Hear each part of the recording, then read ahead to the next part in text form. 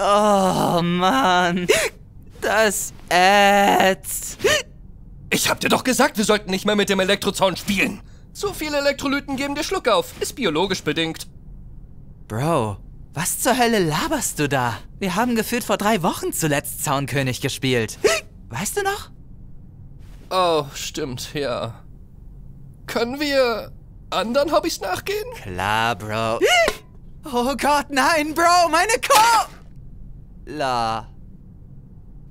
Wow.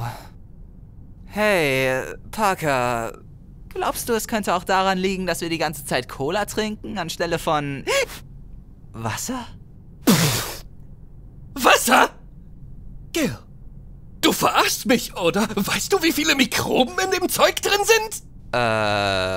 Mehr als 12, richtig? Ja.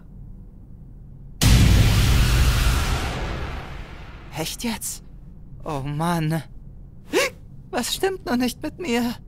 Kein Plan. Sonst bist du der schlauste Typ, den ich kenne. Wahrscheinlich frittiert dieser Schluck auf langsam, aber sicher dein Großhirn. Oh Gott. Das wird's wohl sein. Und ich glaube, Bro, ich stecke. Genug davon! Ich lass nicht zu, dass diese Krankheit dich besiegt! Wir bereiten dem ein Ende, ein für alle Mal! Parker, wo wäre ich ohne dich? Bald tot. Jetzt komm mit! Ich zeig dir jetzt einen kleinen Trick, mit dem mir mein Onkel geholfen hat, als ich selbst in deiner Position war.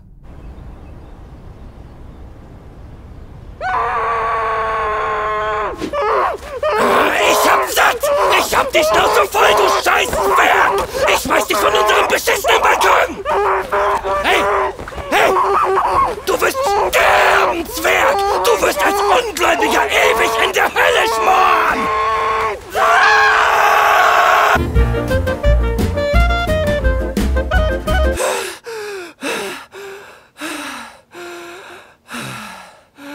Und, wie sieht's an der Front aus? Bro.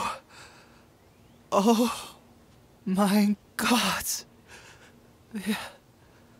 Wir haben gewonnen. Mein Schluckauf ist weg. Bro, dein Onkel ist ein Genie. Schwamm drüber.